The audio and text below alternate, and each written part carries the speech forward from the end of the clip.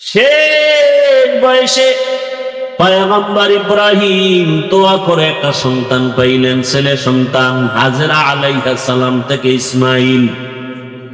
এই ইসমাইলকে নিয়ে বাইতুল্লাহর পার্শ্বে কোনো চিহ্ন নাই। নূহ নবীর প্লাবনে বাইতুল্লাহ নিশ্চিহ্ন হয়ে গেছে। এই জায়গায় জঙ্গল, একটা পশু পাখি নাই, কারণ সূর্যের আলো নাই, পানি নাই, খাদ্য নাই। ওখানে মা হাজেরা ইসমাইলের নিয়ে আল্লাহ নির্দেশে ইব্রাহিম নবী রাখলেন। ইসমাইল নবীর যখন 14 বছর বয়স, কম বেশি মাআল ইখতিলাফ, আল্লাহ কোরবানি করার হুকুম দিলেন। এর মাঝখানে বহু ঘটনা। বাইতুল্লাহ ইব্রাহিম নবী নতুন করে নির্মাণ করলেন।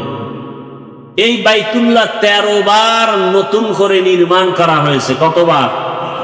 13 বার। ইব্রাহিম আলাইহিস সালামে বাইতুল্লাহকে নির্মাণ করলেন ইসমাইল সাথে। হাজী সাহেবরা হজে যায়, যত হজের কাম আমরা করি সব ইব্রাহিম, ইসমাইল আর হাজেরার স্মৃতিচারণ করি। আল্লাহর কাছে এটাই বড় দামি। যেমন পাথর মারা ইব্রাহিম আর ইসমাইল নবীর কাজ, হাজীদের জন্য এটা করতেই হবে, না হয় হজ বাতিল হয়ে যায়। সাফা মারওয়ায় দৌড়াইলেন ইসমাইলকে পানি দেওয়ার তালাশে আম্মাজান হাজেরা আলাইহিস সালাম। এই দৌড় হাজীদের উপরে আবশ্যক। যদি কোনো হাজী সাফা মারওয়ায় দৌড়ানো বন্ধ করে, হজ বাতিল। ভাইরা আমার, সন্তান জবাই করার পরীক্ষা। আর আল্লাহ তাআলা আমাদেরকে পশু জবাই করার পরীক্ষা দিয়ে দিলেন। সন্তান জবাই করা লাগবে না। ওয়ালানাবলুওয়ান্নাকুম বিশাইইন মিনাল খাউফি ওয়াল জু'i ওয়া নাকসিম মিনাল আমওয়ালি ওয়াল আনফুসি ওয়াস সামারাত ওয়া বাশশিরিস সাবিরিন। 5টা জিনিসের দ্বারা পরীক্ষার মধ্যে একটা হলো মাল। আল্লাহর পথে মাল ব্যয় করো। তোমার সামর্থ্য আছে 2টা গরু কিনে কোরবানি দেওয়ার, তুমি 2টা দাও মোটা তাজা। তোমার সামর্থ্য আছে 20,000 টাকা, তুমি কোরবানি দিবে, একটা ছাগল দাও, বাধা নাই। আর একজনেও কোরবানি দিবে, সামর্থ্য আছে একটা উট কিনার মতো, উট কিনে দাও। বড় গরু কিনার সামর্থ্য আছে, বড় গরু কিনে দাও। যাদের উপরে কোরবানি আবশ্যক না, এদেরকে নবী বলেন হাজীদের নমুনা ভেতরে নাও। জিলহজ মাসের 1 তারিখ থেকে তারা নখ কাটবে না, চুল কাটবে না। তোমরাও নখ কাটিও না, চুল কাটিও না। এই আমলটা কোরবানি দেওয়া পর্যন্ত রেডি রাখো। বাইতুল্লাহর হজে যদিও তুমি হাজী হতে যেতে পারো নাই, আল্লাহ তোমাকে বরকত দান করবেন। ও বান্দা, তাকায় দেখো, গর্তের পিপিলিকার খানা কে দেন? জবান খুলে বলেন কে? উড়ন্ত পাখির খানা কে দেন? নদীর ভেতরের মাছের খানা কে দেন? জঙ্গলের ভেতরের প্রাণীর খানা কে দেন? ওরা দামি নাকি আমরা মানুষ দামি? ওরা দামি না আমরা? তাহলে আমাদেরকে তো আল্লাহ খানা আরো আরামে দিবেন। অথচ আমরা কেন খাই খাই জীবনের জন্য পাগল হয়ে গেলাম? আমাদের খানা তো বালিশের কাছে আসবে, কিন্তু না, আমরা খানার জন্য কষ্ট পাই, মামলা হামলার শিকার হই। একমাত্র কারণ আমরা আল্লাহর গোলাম হতে পারি নাই, মুসলমান নামে করি গাদ্দারি। কি কোরআনের মাহফিল হবে, এখানে হিন্দুরা বাধা দিছে? বাধা দেয় কারা? মুসলমান। যে এখানে ওয়াজ হতে পারবে না, মুসলমান বাধা দেয়। কত বড় নিকৃষ্ট জানোয়ার! আল্লাহ হেদায়েত দান করুন। রিজিকের মালিক কে? ইয়া আইয়ুহান নাস আনতুমুল ফুকারাউ ইলাল্লাহ ওয়াল্লাহু হামিদ।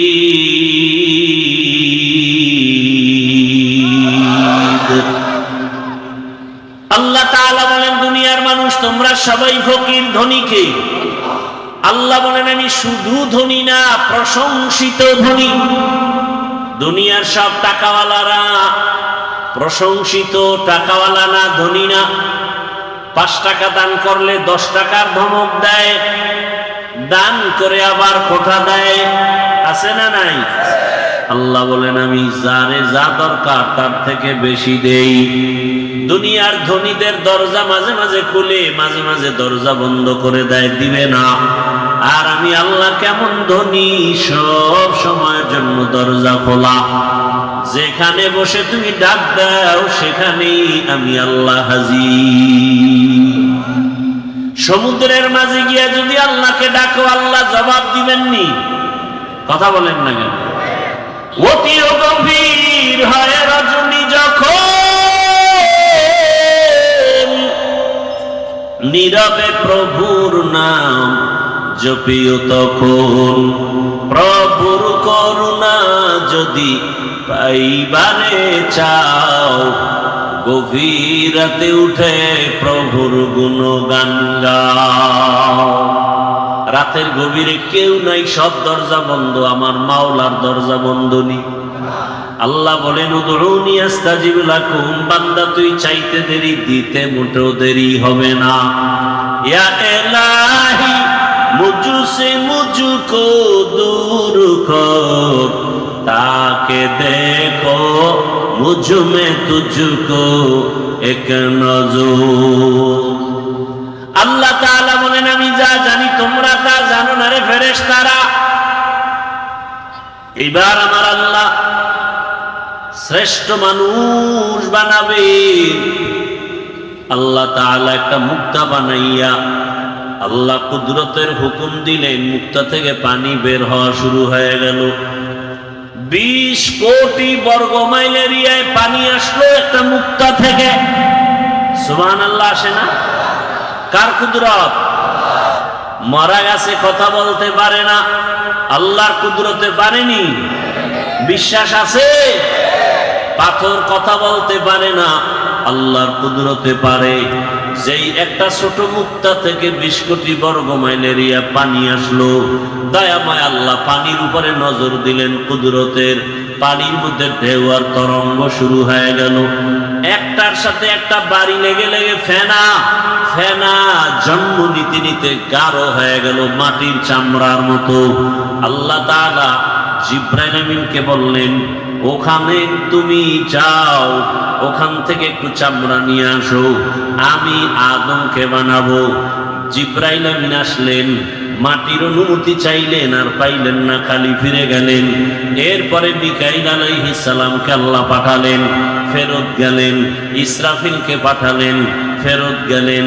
সর্বশেষ আজরাইল আলাইহিস সালামকে পাঠালেন, মাটির উপরে আঘাত করে চামড়া নিয়ে আমার আল্লাহর আদালতে হাজির। দয়াময় আল্লাহ এই মাটির চামড়া দিয়া পয়গম্বর আদমকে বানাইলেন। এটা পৃথিবীর সেন্টার, এখানে আল্লাহ পাক কাবা ঘর নির্মাণ করলেন, আর ওখানে চামড়ার অংশ দিয়া আদম নবীরে বানাইয়া ফেরেশতার সামনে হাজির করলেন।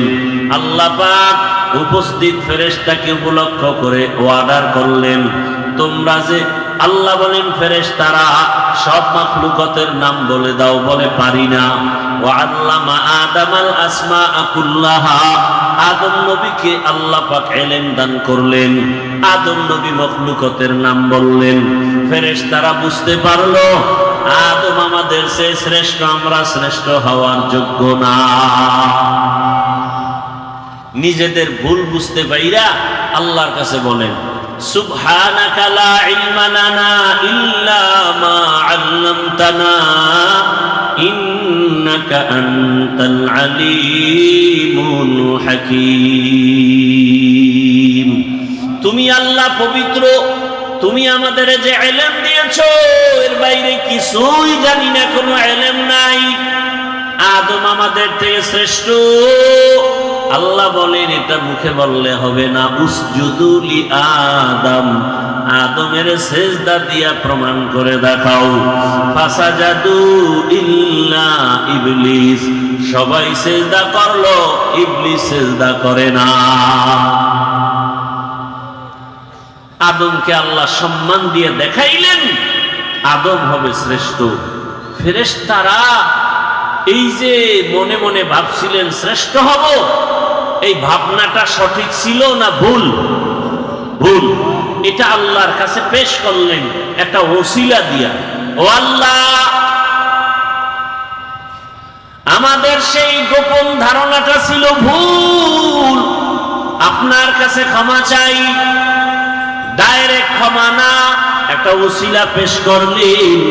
ওসিলা হলো একটা আমল, ওসিলা দিয়া দোয়া করা পয়গম্বরের সুন্নাত। ওসিলা দিয়া দোয়া করা কি সুন্নাত, ওসিলা দিয়া দোয়া করা কি সুন্নাত। কি ওসিলা? একটা আমল। সে আমলটা কি? যেখানে চামড়া দিয়া আদমকে আল্লাহ বানালেন, ওই বরাবর 7 আসমান আমরা উপরে তাকাইলে কি দেখি? কথা বলেন না কেন? 7টা দেখেন না একটা? এর উপরে আরো আছে কয়টা? 6টা। নবীজি বলেন আমি মেরাজের রাত্রে গেলাম, প্রত্যেক আসমানে 2টা দরওয়াজা, দরওয়াজার মধ্যে নূরের তৈরি তালা লাগানো। আমি জিবরাইল সহ সেখানে গেলাম, ঢুকলাম তালা খুলিয়া। এভাবে যাইতে যাইতে 7 আসমান দেখলাম। ও পৃথিবী নামক মধ্যখান জায়গা, যেখানে মাটির চামড়া দিয়ে আদমকে বানালেন, ওই বরাবর 7 আসমানের উপরে একটা কাবা আছে, ওটারও ফেরেশতাদের কাবা, নূরের তৈরি বাইতুল মামুর। মুহূর্তে মুহূর্তে 70,000 ফেরেশতারা তাওয়াফ করে। একবার যারা সুযোগ পাবে কিয়ামতের আগে আর তাদের সিরিয়াল আসবে না। কি পরিমাণ ফেরেশতা আল্লাহ বানায় রাখছেন। ফেরেশতারা বললেন, হে মালিক, আমরা যে তাওয়াফ করি বাইতুল মামুরের, এই তাওয়াফের বরকতে আমাদের মাফ করে দাও। কথা বুঝতেছেন আমার? না খারাপ লাগতেছে আপনাদের? আল্লাহ বললেন তোমরা গুনাহ চিনো না, গুনাহ বুঝো না, এরপরেও ধারণার অপরাধে যদি তাওয়াফকে ওসিলা বানায় ক্ষমা চাও, তাহলে আমি যাদেরকে শ্রেষ্ঠ মর্যাদা দিয়ে বানাবো, ওরা দুনিয়ায় গিয়া গুনাহ করবে, হাতের গুনাহ, চোখের গুনাহ, জবানের গুনাহ, তাদের জন্য তো একটা ক্ষমার ব্যবস্থা করা দরকার। ও জিবরাইল যাও, ওই চামড়া যেখান থেকে আনছো, আজরাইল আনছে, ওখানে গিয়ে একটা ঘর বানাও বাইতুল্লাহ। আর সাক্ষী দেখো, আমার ওই বাইতুল্লাহ যারা তাওয়াফ করে ক্ষমা চাইবে, আমি তার জীবনের সব গুনাহ মাফ করে দিব।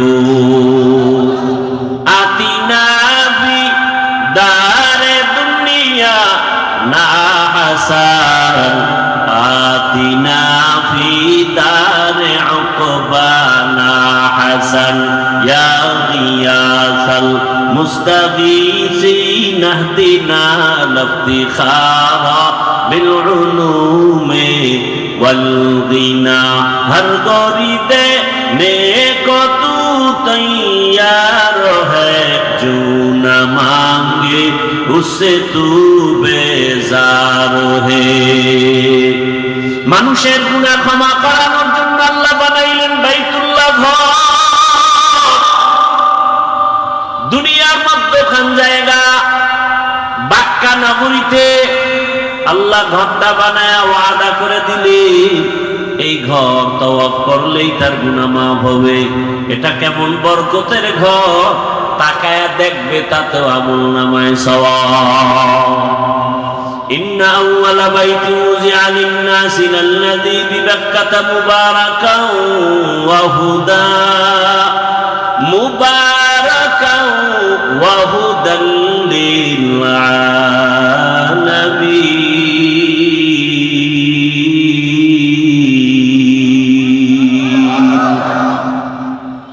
প্রথমে বাইতুল্লাহ আল্লাহ পাক নির্মাণ করাইলেন ফেরেশতার দ্বারা। এরপরে পয়গম্বর আদম আল্লাহ দুনিয়ায় পাঠাইছেন, তিনি বাইতুল্লাহর তাওয়াফ করছেন, হজ করছেন, তিনি বাইতুল্লাহ নির্মাণ করেছেন। আদম নবী জমিন থেকে বিদায়ের 600 বছর পর জমিনে মূর্তি পূজা শুরু হয়ে গেল। এই মূর্তি পূজায় লিপ্ত হতে হতে দুনিয়ার সবাই 600 বছর পর্যন্ত মূর্তি পূজাই করলো।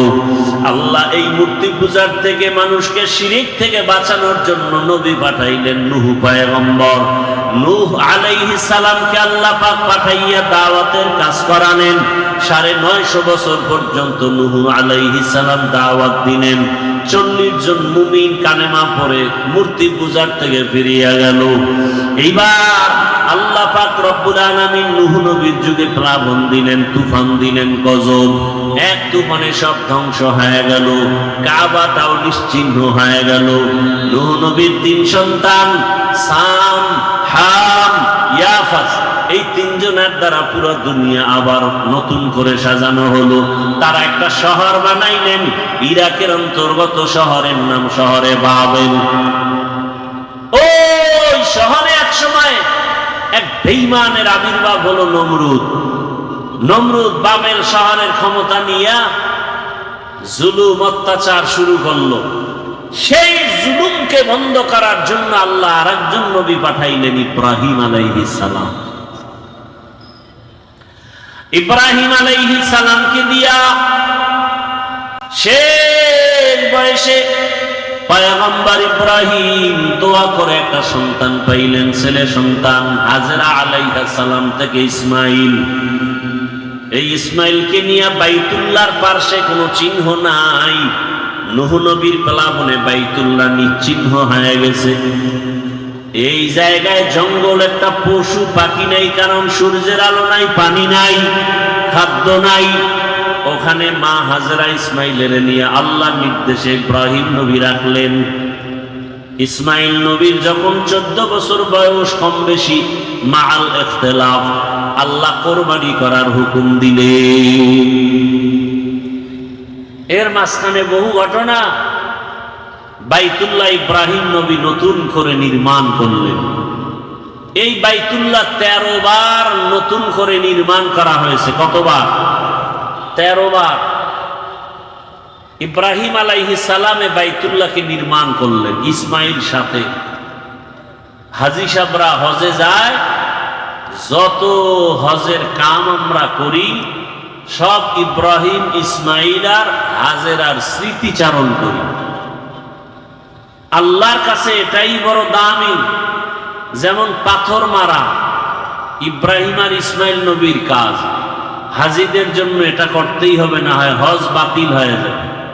সাফা মারওয়ায় দৌড়াইলেন, ইসমাইলকে পানি দেওয়ার তালাশে আম্মাজান হাজেরা আলাইহিস সালাম। এই দৌড় হাজীদের উপরে আবশ্যক। যদি কোনো হাজী সাফা মারওয়ায় দৌড়ানো বন্ধ করে, হজ বাতিল। ভাইরা আমার,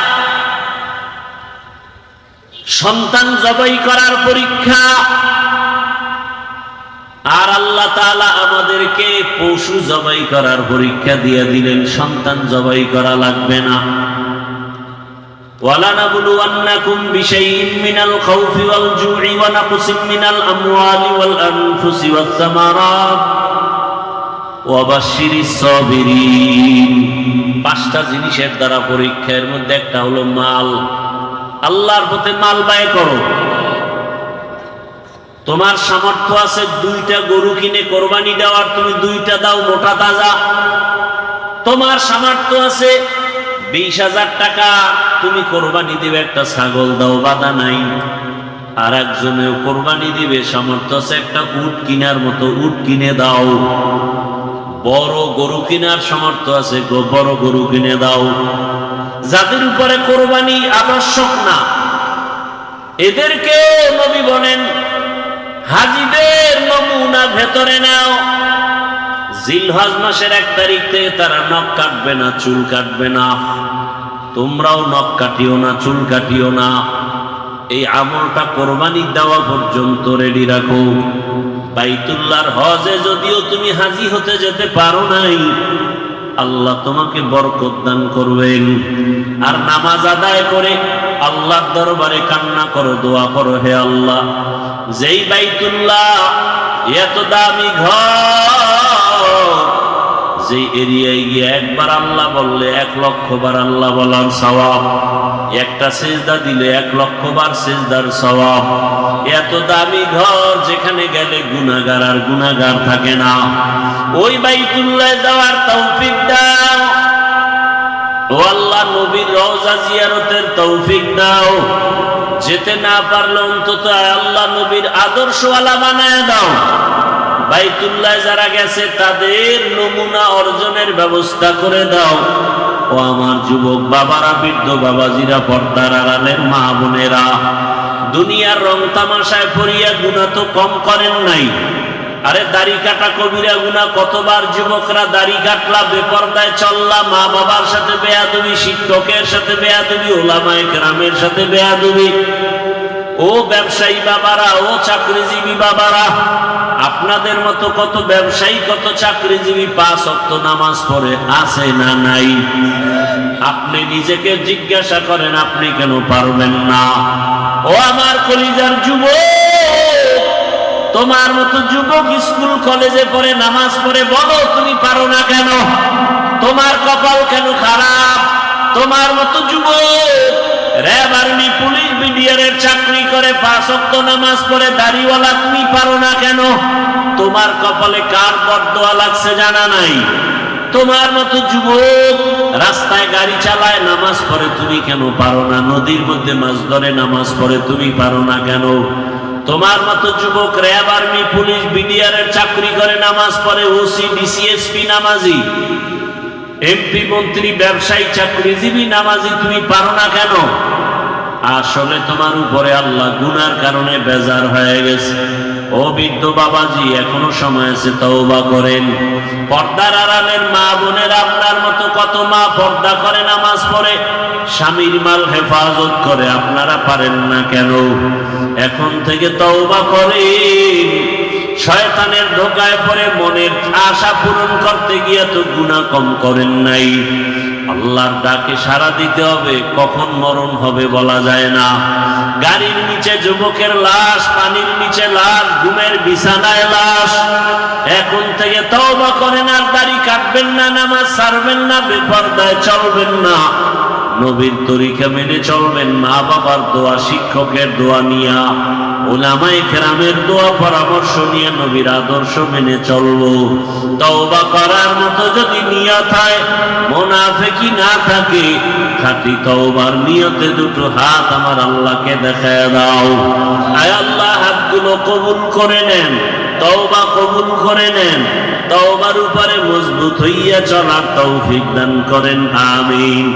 আলহামদুলিল্লাহি রাব্বিল আলামিন, والصلاة والسلام على سيد الأنبياء والمرسلين وعلى آله وأصحابه أجمعين يا أرحم الراحمين يا أرحم الراحمين يا أرحم الراحمين رب ارحمهما كما ربياني صغيرا اللهم إنك عفو كريم تحب العفو فاعف عنا اللهم إنا نسألك رضاك والجنة ونعوذ بك من سخطك والنار اللهم إنا نعوذ بك من البرص والجنون والجذام وسيء الأسقام وديار মালিক গুনার বোঝা নিয়ে আমরা আপনার দরওয়াজায় হাজির